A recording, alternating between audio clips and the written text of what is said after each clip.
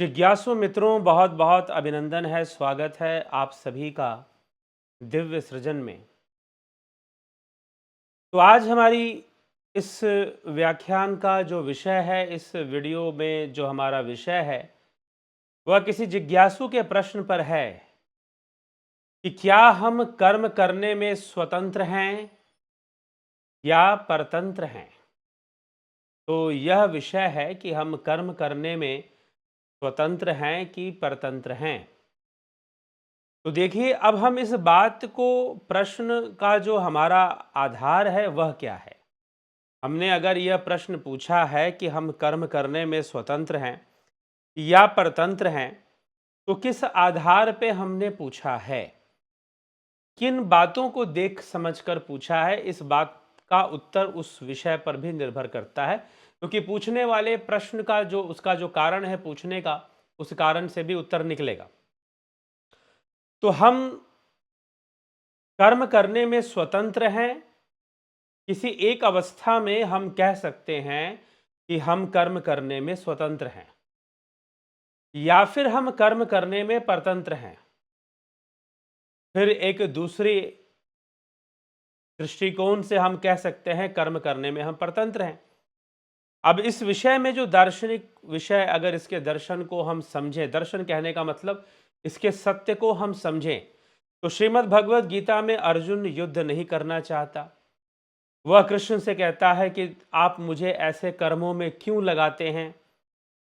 तो भगवान कृष्ण अर्जुन से कहते हैं कि अर्जुन, कर्म से बचना तो संभव ही नहीं है। कर्म से बचना तो संभव ही नहीं है। भगवान ने कहा, नहीं कश्चित क्षणमपि जातु तिष्ठत्य कर्म कृत कार्यते हयवशः कर्म सर्वः प्रकृतिर्जैर गुणे। कि कोई भी मनुष्य या कोई भी जीव किसी भी अवस्था में क्षण मात्र के लिए भी क्षण मात्र के लिए भी बिना कर्म किए नहीं रह सकता। क्योंकि प्रकृति के परवश हुए सब प्राणियों से प्रकृति जन्य गुण कर्म कराते हैं। अर्थात गुणों के वशीभूत होकर वह कर्म करने के लिए सर्वदा विवश रहता है। तो फिर तो यहां श्रीमद् भगवद गीता के तीसरे अध्याय के 5वें श्लोक से यही प्रमाणित होता है कि हम कर्म करने के लिए स्वतंत्र बिल्कुल नहीं हैं। ये तीनों गुण हमसे कर्म करवाते हैं। प्रकृति के गुणों के वशीभूत होकर सभी प्राणी कर्म करने के लिए विवश हैं। प्रकृति के तीनों गुण जो हैं वह जीव से, प्राणी से कर्म करवाते हैं। कर्म अच्छा होगा बुरा होगा, वह गुणों की अवस्था पे निर्भर करेगा। गुणों की भी स्वरूप, निरूप, विरूप अवस्थाएं बनती हैं। सांख्य सूत्र में गुणों की चर्चा होती है। अवस्थाएं बनती हैं, उसके अनुसार ही कर्म होगा। तो गुणों के वशीभूत होकर जीव का कर्म करना निश्चित है। जीव कर्म करेगा तो गुणों के वशीभूत होकर ही जीव कर्म करता है। तो इसीलिए उसका कर्म फिर स्वतंत्र कहां रहा। क्योंकि जैसे गुणों की अवस्थाएं होंगी वैसा कर्म जीव करेगा, मनुष्य करेगा या अन्य जीव भी करेंगे। जैसे गुणों की अवस्थाएं होंगी, तो अब गुणों के अंदर विरोधाभास है। गुणों के अंदर विरोधाभास है, क्योंकि सतोगुण, रजोगुण, तमोगुण, इन तीनों में विरोधाभास है। और विरोधाभास होने के कारण यह इनके ही विरोधाभास से कर्म उत्पन्न होते हैं और जीव अनेकों कर्म करता है। तत्वगुण के वशीभूत, इसलिए तीन गुण, इसको महर्षि पतंजलि ने भी तीन गुणों के बारे में इनकी स्थिति बताई है। तो प्रकाश, क्रिया, स्थितिशीलम, भूतेन्द्रियात्मकम, भोग अपवर्ग्यम दृश्यम। प्रकाश मतलब ज्ञान का कारक, क्रिया कर्म का कारक, स्थिति मतलब स्थिति का कारक।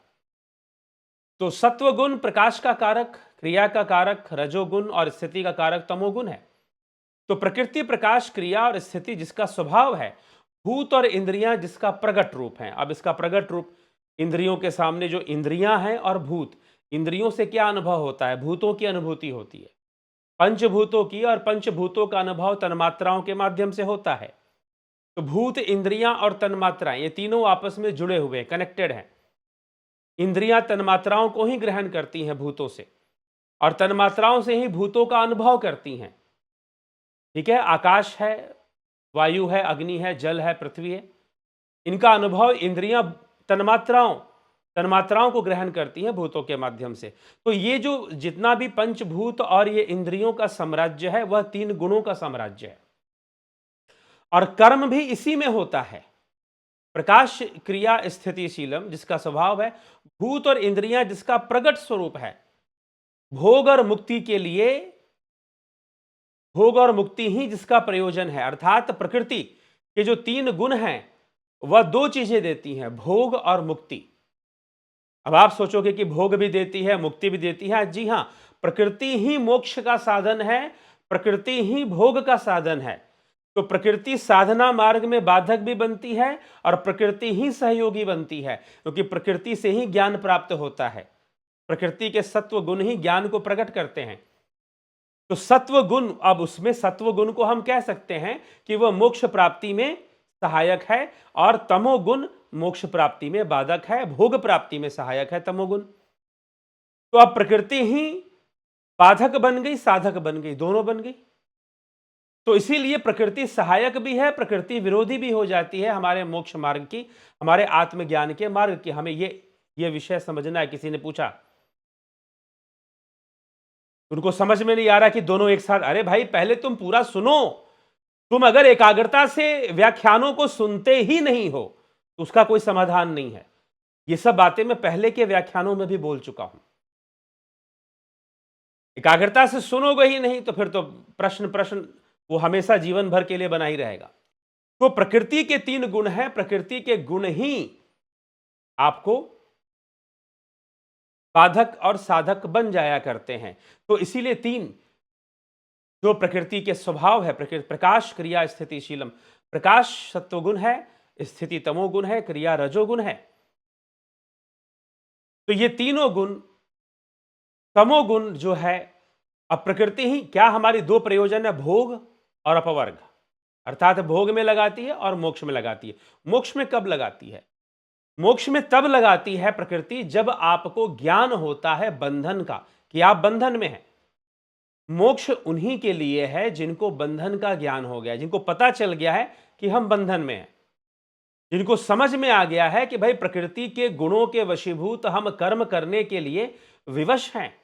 तो फिर क्या स्वतंत्रता? अब एक बात बताओ कि हमें भूख लगती है, पेट ना होता तो भूख लगती। अब जीव को भूख लगने की आदत पड़ जाती है, और वो इसी तमोगुण में अगर रहता है, उसी के वशीभूत, उसी तामसिक भावनाओं में अगर उसकी मृत्यु होती है, तामसी भावनाओं में अगर उसकी मृत्यु होती है, तो वह तामसी योनियों में ही जाता है और फिर बार बार खाने के लिए तड़पता है। आहार, निद्रा, भय, मैथुन उसको बांधे हुए रहते हैं। तो भूख लगती है। किसी पुरुष को सुंदर स्त्री अच्छी लगती है, किसी स्त्री को कोई सुंदर धनवान पुरुष अच्छा लगता है। तो यह कौन अच्छा लगवाता है? यह प्रकृति लगवाती है। प्रकृति आहार, निद्रा, भय, मैथुन में बांधती है। ठीक है, और प्रकृति के गुण ही ये सब करवाते हैं। रजोगुण की वृद्धि होगी तो आप कर्म करने के लिए प्रेरित होंगे, मुझे ये करना है, मुझे वो करना है, मुझे ऐसे करना है, मुझे वैसे करना है। प्रतिस्पर्धा आएगी, मुझे ये प्राप्त करना है, मुझे वो प्राप्त करना है, ये आपके जीवन में होगा। तो प्रकृति के तीन गुण जो है वो कार्य करते रहते हैं। अब आप यहां पर देखिए, आप मेरे पीछे एक दृश्य देख रहे हैं, देख पा रहे हैं आप मेरे पीछे? सागर है। अब तीनों गुण एक साथ यहां पर हैं। आप देख रहे हैं कि जल किस प्रकार से, जल की लहरें उठ रही हैं और जल की लहरें गिर रही हैं। ये उठना, ये गिरना, ये उछलना, ये कूदना, ये क्या है? यह रजोगुण है। आप देख रहे हैं कि सूर्य का प्रकाश फैल रहा है और सूर्य के प्रकाश से ही यह सब दिखाई दे रहा है, इन सब विषयों का अनुभव हो रहा है। तो वह सूर्य का प्रकाश क्या है? वह सत्व गुण है। साथ में आप देख रहे हैं कि चट्टान पर्वत वो बिल्कुल स्थित हैं, वो हिलडुल नहीं रहे हैं। पानी की लहरें हिल रही हैं, हिल डुल रही हैं, ऊपर उठ रही हैं, फिर गिर रही हैं, उछाले मारना चाहती हैं, ऊपर बढ़ना चाहती हैं, नीचे आना चाहती हैं, कुछ करके दिखा देना चाहती हैं। ये लहरें क्या है? ये रजोगुण है। और ये चट्टान क्या है? यह तमोगुण है। और ये सूर्य का प्रकाश जो सब कुछ हमें दिखा रहा है, वह क्या है? वह सत्वगुण है। वह सत्वगुण है। तो इसमें सत्वगुण इस प्रकार से विद्यमान है। तो इसीलिए सात्विकता, ये तीनों ही गुण, हम इन तीनों गुणों का, तो जितना, अब सत्व गुण ज्ञान का कारक है। सत्व गुण जब बढ़ेगा तो ज्ञान होगा कि हम तो बंधन में पड़े हुए हैं। शरीर का बंधन है, गुणों का बंधन है, कर्मों का बंधन है। तो हम बहुत सारे कार्य कर रहे हैं, कभी सुख दुख का भोग भी इसी कारण से कर रहे हैं। और संसार में बहुत कुछ करने की इच्छा भी गुणों के कारण हो रही है, प्रकृति करवा रही है। इसलिए ईश्वर अकर्ता है, वो आपसे कुछ नहीं करवा रहा। प्रकृति के गुण हावी हो जाते हैं। अब प्रकृति के गुण जब सतोगुण हावी होता है तो ऐसा नहीं कि तमोगुण रजोगुण खत्म हो गया, खत्म नहीं होता, बस सतोगुण हावी हो गया, ओवरलैप हो गया। तो सतोगुण हावी होता है तो ज्ञान की ओर हम भागते हैं। जब रजोगुण हावी होता है तो संसार में प्रतिस्पर्धा, कि हमें कुछ करके दिखाना है, कुछ बनना है, धनवान बनना है, राजनीति में आगे बढ़ना है, बड़े पोस्ट पे पहुंचना है, खूब प्रचार प्रसार करना है, खूब यश प्राप्त करना है, खूब ऐश्वर्य प्राप्त करना, यह रजोगुण है। हमें तो मस्त रहना है, नशा करने को मिल जाए, बड़ी मस्ती में हम अपनी जिंदगी जिए, मस्त रहना है, भोगों में लिप्त रहना है, बस अच्छा अच्छा खाने को मिलता रहे, चैन को सोने को मिलता रहे, कोई हमारे खलल ना डाले, कोई डिस्टर्ब ना करे हमारी निद्रा में। संपूर्ण शारीरिक भोग, मानसिक भोग हमारे पास हो, अनेकों मदिराएं हो, ठीक है, तो यह तमोगुण है। अनेकों अप्सराएं हो तो यह तमोगुण है, जो हमेशा, लेकिन प्रतिस्पर्धा की भावना है, कुछ करने की प्रेरणा मिले, कुछ करके दिखाना है। किसी ने कुछ बोल दिया तो लग गई अंदर तक, अच्छा तूने मुझे बोला, मैं करके दिखाऊंगा, रजोगुण चढ़ गया ऊपर। तो रजोगुण पाप करवाता है। रजोगुण जब तमोगुण से मिलता है तो पाप की ओर ज्यादा प्रेरित करता है। रजोगुण सत्वगुण से मिलता है तो हम लोक कल्याण करते हैं, धर्म का प्रचार करते हैं, ज्ञान का प्रचार करते हैं। और सत्वगुण अकेला हावी रहता है पूरी तरह से, तो आदमी ज्ञान की खोज में लगा रहता है, उसे चिंता ही नहीं होती कि मुझे मान मिलेगा कि सम्मान मिलेगा। ज्ञान की खोज में और गहराई में उतरने की कोशिश करता रहता है। तो यह सूर्य का प्रकाश सत्व गुण है, ये चट्टाने तमोगुण है, और ये जल की लहरें रजोगुण है। और इसका समीकरण ही, इनकी क्रिया प्रतिक्रिया चलती रहती है, इनमें विरोधाभास है। अब देखिए, जल की लहरों में और पत्थर में कितना विरोधाभास है। और वो अग्नि, सूर्य का प्रकाश, वो बिल्कुल ही अलग है। तो इनके विरोधाभास से जो क्रिया प्रतिक्रियाएं होती हैं वो कर्म को उत्पन्न देती हैं, इससे कर्म होता है। तो अब हम कहां स्वतंत्र हैं? तो फिर इस दृष्टिकोण से अगर आप इस बात को समझें तो हमें कर्म की कोई स्वतंत्रता नहीं मिली है कि हम स्वतंत्र होकर कर्म कर सके। नहीं, हम प्रकृति के बंधन में सारे कर्म करते हैं। हम धन कमाने के पीछे भागते हैं, शारीरिक सुखों के पीछे भागते हैं, वो सब प्रकृति के बंधन में ही भाग रहे होते। प्रकृति ही आवश्यकताएं उत्पन्न कर देती है कि ये करो वो करो, ठीक है। वही गुणों का समीकरण अगर बिगड़ बिगड़ गया तो पाप कर्म होते हैं, फिर कर्मों का फल भी मिलता है। अब कर्मों का फल भी प्रकृति के गुण ही पैदा करते हैं, कर्मों का फल भी प्रकृति के गुण ही पैदा करते हैं। तो फिर हमें फल भी मिलना शुरू हो जाता है कर्मों का। तो यह सब हमें समझना है। तो कर्म फल भी मिलेगा, कर्म भी होगा, लेकिन सब बंधन में है, प्रकृति के बंधन में है, यहां कोई स्वतंत्रता नहीं है। हां, अब हम आ जाते हैं प्रकृति के बंधन में ही, तो थोड़ी सी स्वतंत्रता हमें है। वैसे तो हम अपने पिछले कर्म और संस्कारों से प्रेरित होकर अनेकों कर्म करते हैं। कोई साधना मार्ग पर चलता है, कोई ज्ञान मार्ग पर चलता है, तो वह भी पिछले कर्म संस्कारों से प्रेरित होकर चलता है, तो वहां पर भी बंधन है। संस्कारों का बंधन है यहां पर। हम संस्कारों से प्रेरित होकर अनेकों कार्य करते हैं, अच्छे बुरे जो भी हैं। तो वहां भी तो मतलब कर्म करवाने में भी बंधन है, लेकिन फिर भी 1% स्वतंत्रता, हम थोड़ा सी स्वतंत्रता मान सकते हैं कि हमारे अंदर निर्णय की शक्ति होती है कि हम कोई कार्य करें या कोई कार्य न करें। हम किसी कार्य को गलत समझते हैं तो हम उसे त्याग कर दें, मतलब हम अपने संस्कारों को जरूर बदल सकते हैं। अगर हमें संतों की, अच्छे विचारकों की, गुरु की प्रेरणा मिले तो हम अपने कर्मों को बदल भी सकते हैं, इसकी स्वतंत्रता जरूर है। संस्कारों में परिवर्तन ला सकते हैं, लेकिन हम कर्म ना करें इसकी स्वतंत्रता नहीं है।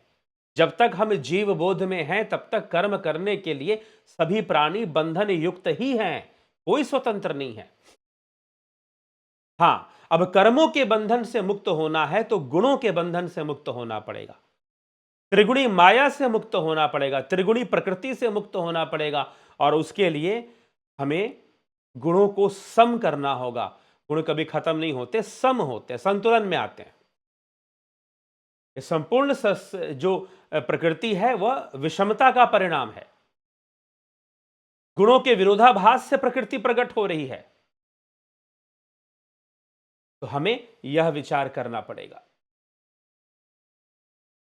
तो इसलिए हमको यह विषय समझकर, अब अगर हमें गुणों को शांत करना है, गुणों को सम करना है, तो हमें योग का मार्ग, पतंजलि के योग का मार्ग गुणों को सम अवस्था में ले जाने के लिए है।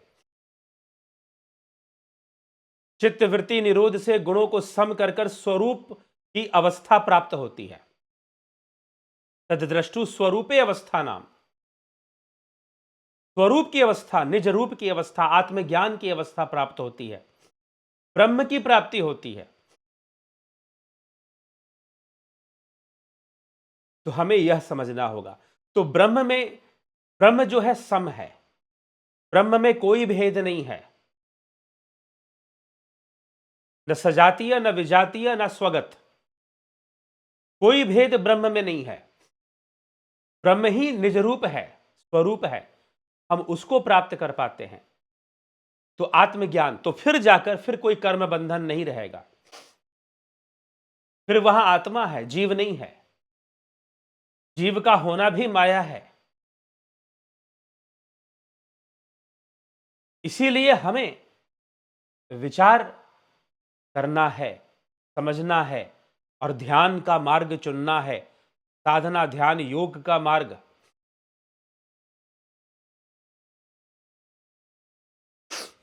कैसे अपने आप को स्वरूप तक पहुंचाना है? ध्यान योग के माध्यम से ही होगा।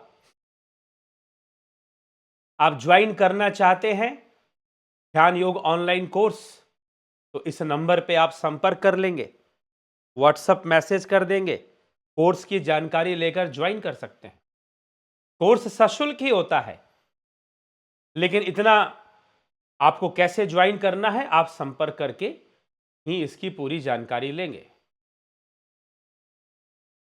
तो 1 महीने का ध्यान योग का कोर्स होता है। इसके साथ लोग स्पिरिचुअल हीलिंग का भी कोर्स करते हैं। तो ध्यान योग का कोर्स और स्पिरिचुअल हीलिंग 1 से 1.5 महीने का यह कोर्स होता है। 2000 रुपए इसका सशुल्क होता है। इसकी पूरी जानकारी के लिए आप दिए गए नंबर पर संपर्क करके जान सकते हैं। क्योंकि देखिए, जानने की कोशिश कौन करेगा? जिसको बंधन का अनुभव हो रहा है, जिसको बंधन का अनुभव हो रहा है। तो ये बंधन का अनुभव भी तो सत्व गुण से हो रहा है ना, तो प्रकृति के माध्यम से हो रहा है ना, तो प्रकृति ही तो ज्ञान करवा रही है। तो इसीलिए हमें इस तथ्य को समझना है, समझने का विषय है, कॉन्सेप्चुअल टॉपिक है, ये सब्जेक्ट है। तो चलिए, समझदार को इशारा ही काफी होता है, तो ज्यादा लंबा ना करते हुए मैं अपने विचारों को विराम देता हूं। बहुत बहुत आभार आप सभी का। ओम तत्सत।